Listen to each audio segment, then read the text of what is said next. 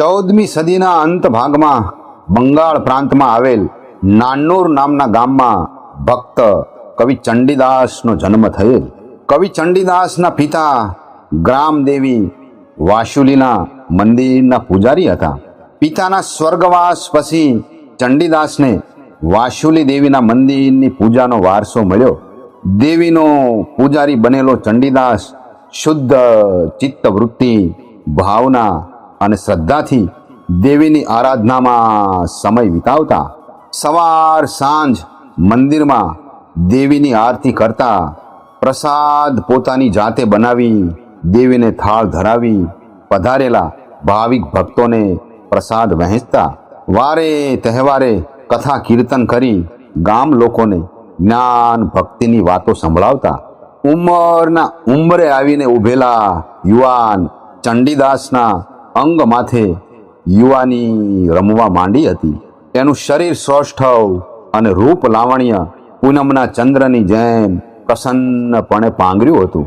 સફેદ વસ્ત્રોમાં સજ્જ થયેલા આ સુંદર યુવાનની આંખોમાં નિર્મળતા અને પવિત્રતા હતી. તેથી દેવીના દર્શને આવતા શ્રદ્ધાળુ ભક્તો દેવીના દર્શન કરીને સાથે સાથે ચંડીદાસના દર્શન કરીને પોતાની જાતને ધન્ય માનતા. વાશુલી દેવીના દર્શન કરવા આવતી કંઈક રૂપ સુંદરીઓ ચંડીદાસના રૂપ માથે પોતાનું હૈયું ઓળઘોળ કરી દેતી. પણ આ દેવીના પૂજારીનું હૃદય તપસ્વી જેવું નિર્મળ અને પવિત્ર હતું. વિકારો અને વાસના એનાથી જોજનો દૂર હતા.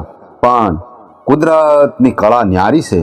એક દિવસ માછણબાઈના મહરે એના હૈયામાં જબરો ઝંઝાવાત સર્જી દીધો. પૂર્વ જન્મની પ્રીત આળસ મરડીને બેઠી થઈ. અનેક રૂપ સુંદરીના પ્રેમને ઠોકર મારનાર મંદિરનો પૂજારી ગામની સામાન્ય ધોબણ રામીના પ્રેમ પાછળ દીવાનો થયો. એક દિવસ ચંડીદાસ બજારમાં માછલી ખરીદવા માટે ગયા હતા. માછણબાઈના ટોપલામાંથી એણે માછલી ખરીદી પૈસા આપવા જતા હતા. ત્યાં જોયું તો એટલા જ પૈસામાં એ માછણબાઈએ બીજા ગ્રાહકને વધુ માછલીઓ આપી. એ જોઈને ચંડીદાસ બોલી ઉઠ્યા, અરે બાઈ, આના જેટલી રકમમાં તે મને કેમ ઓછી માછલી આપી? હું તને ખોટા પૈસા આપું છું? આવા બે ભાવ કેમ કરે છે? હું મંદિરનો પૂજારી છું, સમજી? ત્યાં તો નયનો નચાવતી મરક મરક સ્મિત સાથે એ માછણ બોલી, તને એ વાત નહીં સમજાય. તું મંદિરમાં આરતી ઉતાર ને મજા કર. જેને મેં વધારે માછલી આપીને એ મારો મનનો માણીગર છે, મારા કાળજાનો કટકો છે, મારી આંખનું રતન છે, મારો પ્રેમી છે. તારે વધારે માછલીઓ લેવી હોય ને તો પ્રેમ કરતા શીખ. કોક માછણના હૈયાનો હાર બની જા તો તને વધુ માછલીઓ મળે. પ્રેમ આગળ પૈસાની શું વિસાત? તું તો આવો ને આવો ભોટ જ રહ્યો. એક સામાન્ય માછણના મુખેથી પ્રેમની વાત સાંભળતા જ ધર્મ અને પ્રેમ વચ્ચેની પાળ તૂટી ગઈ. ચંડીદાસના ચિત્તમાં વિચારોનો ચકડોળ ભમર ભમર ફરવા લાગ્યો અને અંતરમાંથી પ્રેમરૂપી પારિજાતના પુષ્પો પાંગર્યા. નદી કિનારે ફરવા જતા એક વહેલી સવારે એની નજર આંબા માથે ઝૂલતી એક કાચી કેરી જેવી ધોબીની દીકરી રામી ઉપર પડી. રતિસમ રામી એના મન મંદિરમાં મુકામ માંડીને બેસી ગઈ. એ પછી તો ચંડીદાસ નદીએ નાવા જવાની નિમિત્તે દરરોજ રામીના દર્શન કરવા જતો. એક દિવસ ચાર આંખો મળતા જ મુમન લાગી તુમના. આમ બંનેના અંતરમાં પ્રેમની લાગણીઓ કોળી ઉઠી. પ્રેમની વસંત પૂર બહારમાં પાંગરી. બે યુવાન હૈયા પ્રેમની હિરલા ગાંઠથી બંધાઈ ગયા. બ્રાહ્મણ જેવો બ્રાહ્મણ ને તે પાછો દેવીનો પૂજારી. ઈ ઉઠીને ગામના ગંદા લુગડા ધોતી ધોબણના પ્રેમમાં પડે તો ધરતી રસાતળ થઈ જાય એવો એ રૂઢિચુસ્ત જમાનો. પ્રેમ અને પાયલ છુપાયા છૂપતા નથી. વાએ વાત ચડીને વાત આખા ગામમાં ને આજુબાજુના પંથકમાં વહેતી થઈ. બ્રાહ્મણોના સમાજમાં હાહાકાર મચી ગયો. ટીકાઓની જડીઓ વરસવા લાગી અને ચંડીદાસના જીવનમાં ઊભા થયેલા પ્રેમના દરિયામાંથી પ્રગટી પ્રેમની અમર કવિતાઓ. પ્રિયતમ તુમ મેરે પ્રાણ હો, मैंने देह मन कुल सील जाति मान सम्मान सब तुम्हें सौंप दिया. हे अखिल के नाथ श्याम, तुम योगियों के आराध्य धन हो. हम गोपिया है बड़ी धनी है, भजन पूजन कुछ नहीं जानती. सब लोग हम पर कलंक लगाते हैं पर उसका मलाल नहीं है. तुम्हारे लिए कलंक का हार गले में धारण करना सुख की बात है. ऐसा प्रेम न कहीं देखा गया न सुना गया. प्राणों से प्राण अपने आप બંધા હુઆ હૈ. જ્ઞાતિના આગેવાનોએ કવિ ચંડીદાસને બોલાવીને ઠપકો આપ્યો. જાહેરમાં ન બોલવાના વેણ કીધા. ચંડાળ ચંડીડા, તું બ્રાહ્મણ જેવા ઉચ્ચ કુળમાં ઈંગારો પાક્યો. તારા બાપને ને કહળા કુટુંબને માથે કાળી ટીલી ચોડી. ક્રિયાકાંડનું સત્યાનાશ વાળી દીધું. તારા પ્રેમે તો બ્રાહ્મણોને ઊંડી ખીણમાં ધકેલી દીધા. સમજો. શાંત ચિત્તે કવિ ચંડીદાસે કહ્યું, પ્રેમ એ તો પ્રભુનો પ્રસાદ છે, અલૌકિક વસ્તુ છે. પ્રેમી હૈયા વિના પ્રેમને બીજા કોઈ જ સમજી ન શકે. રામી સાથેનો પ્રેમ દિવ્ય પ્રેમ છે. એ વાસના અને વિકારોથી વીંટળાયેલો નથી. જન્મ જન્માંતરનું ઋણાનું બંધ છે.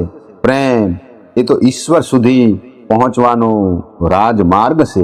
આ પંથે તો કોઈ વિરલા ચાલે છે. નકુલ ગામે ચંડીદાસનો એક ભાઈ હતો. ભાઈએ ધોબણની સંગત છોડી દેવા માટે ભાઈને ખૂબ સમજાવ્યો, પણ એ ન માન્યો. અંતે બ્રાહ્મણોએ કવિ ચંડીદાસના આખા કુટુંબને નાત બહાર મૂક્યું. નકુલે આગેવાનો આગળ નાક લીટી તાણી. એના ભાઈએ કવિ ચંડીદાસના પ્રેમના પ્રાયચિત રૂપે બ્રાહ્મણ ભોજન આપવાનું સ્વીકાર્યું.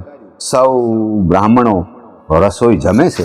એવે ટાણે રામી બોરસલીના ઝાડ પાછળ ઊભી રહીને આ બધું જુએ છે ને એની આંખોમાંથી શ્રાવણ ભાદરવો વરસે છે. એનાથી રહેવાયું નહીં. એ દોડતી બ્રાહ્મણોની પંગત વચ્ચે આવી કવિ ચંડીદાસને પગે પડીને કાકલુદી કરવા લાગી. મેં તમારો શું ગુનો કર્યો?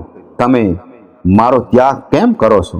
અમર પ્રેમની વાતો ક્યાં ગઈ ચંડીદાસ? સુનમૂન થઈને ઊભેલા ચંડીદાસે સૌ બ્રાહ્મણોની જ્ઞાતિ વચ્ચે જ દોડીને રામીને ભેટી પડ્યા અને બોલ્યા, આપણો પ્રેમ દૈવી પ્રેમ છે. આ જ્ઞાતિના માનધાતાઓ હવે આપણને જુદા નહીં પાડી શકે. તું મારી છે ને કાયમ મારી જ રહેશે. આમ બોલીને કવિ ચંડીદાસ રામીનો હાથ હાથમાં લઈને ચાલતા થયા. રામી, ચાલ, હવે આપણે અહીં નથી રહેવું. પ્રેમનગરમાં જઈને પ્રેમની ઈંટો વડે ઇમારત ઊભી કરીશું. એમાં પ્રેમની ભીંતો હશે, પ્રેમના પલંગ અને ગાદલા હશે. પ્રેમના ઓછાડ અને ઓશિકા બનાવીને પ્રેમથી પોઢીશું. આ દૈવી પ્રેમને જીવનભર જાળવવા પ્રેમથી પુરુષાર્થ કરીશું. કવિ ચંડીદાસની વાત સાંભળતા જ જ્ઞાતિજનો ઉપર જાણે વીજળી ત્રાટકી. અડધા જમ્યા ને અડધા ભૂખ્યા ભૂદેવો પંગતમાંથી ઉઠીને ચાલવા લાગ્યા. એમ કહેવાય છે કે એ સમયે રામી એ સૌને ચાર ભુજાળી દેવીના સ્વરૂપે દેખાય. આમ રામી સાથેના પવિત્ર પ્રેમની નિસરણી વાટે કવિ ચંડીદાસ ઈશ્વરની વધુ નજીક પહોંચી જાય છે. ચંડીદાસ એક પદમાં લખે છે, એક નિવેદન કરી પુન પુન સુન રજની કી રામી, યુગલ ચરણ શીતલ બલિયા શરણ લઈ લાભ આમી. રજની કે રૂપ કિશોરી સ્વરૂપ કામ ગંધ નહીં તાપ, ના દેખી લે મન કરે ઉચાટન, ન દેખી લે પુરાણ જુડાય. સાંભળ, હું ફરી ફરીને કહું છું ધોબન રામી, તારા પાય શીતળ છે એટલે હું તારા શરણે આવ્યો છું. તારું રૂપ ધોબણનું, રજનીકીનું પણ રૂપ કિશોરી રાધાનું છે. તેમાં કામ વાસનાની ક્યાંય ગંધ નથી. તને જોવું નહીં તો મન વ્યાકુળ થઈ જાય છે. તું નજરે પડે છે ત્યારે જીવને શાંતિ થાય છે. તું રજકીની મારી રમણી છે. તું પિતા છે, તું માતા છે. તારું ભજન એ ત્રિકાળ સંધ્યા છે. તું વેદ માતા ગાયત્રી છે. તું શિવની પત્ની પાર્વતી છે. તું વાકવાદીની સરસ્વતી છે. તું મારા ગળાનો હાર છે. તું મારા નયનોની તારક છે. તું ન હોય તો મને સર્વત્ર અંધકાર ભાસે છે. તારું ચંદ્રવદન જોવા ન મળે તો મારું હૃદય મૃતવત બની જાય છે. તારું રૂપ માધેરીનું ક્ષણભર પણ વિસ્મરણ થતું નથી. હું શું કરું તો તું મને વશ થાય? તું જ તંત્ર છે, તું જ મંત્ર છે, તું જ મારી ઉપાસના છે. ત્રિભુવનમાં તારા વગર મારું બીજું કોઈ નથી. વાસુલી દેવીની આજ્ઞાથી હું ચંડીદાસ કહું છું કે ધોબણના ચરણોમાં મારું સર્વસ્વ સમાયેલું છે. રજકીની પ્રેમ નિકસત હમ. રજકીનીનો પ્રેમ કસોટીએ ચડાવેલું શુદ્ધ સોનું છે.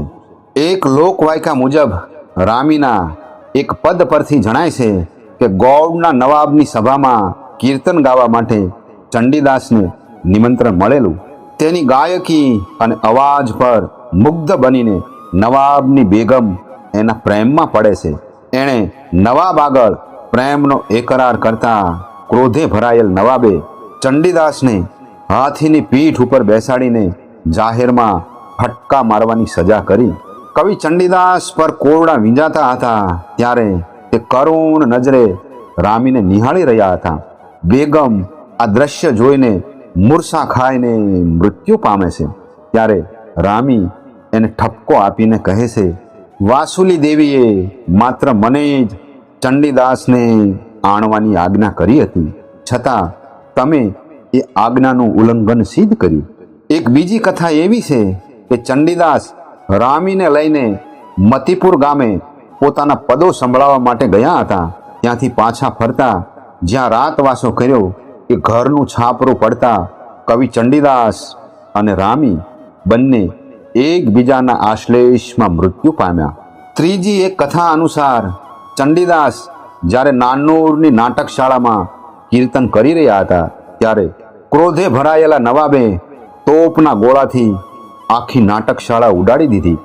ભારત ભૂમિનો પ્રેમ કવિ આર્તનાદે ઈશ્વરના ગુણ ગાતો અમૂલ્ય સૂર સદાને માટે નાટકશાળામાં સમાઈ ગયો. નાનૂર ગામમાં વાસુલી દેવીના મંદિર પાસે આવેલા ખંડિયેરના ટેકરાને આજે પણ ચંડીદાસના સ્થાનક તરીકે ઓળખાય છે. પ્રેમ રસના મહાન કવિ સાહિત્યકાર ભક્ત ચંડીદાસ અને ભક્ત રામીને આજે આપણે ભાવથી વંદન કરીએ.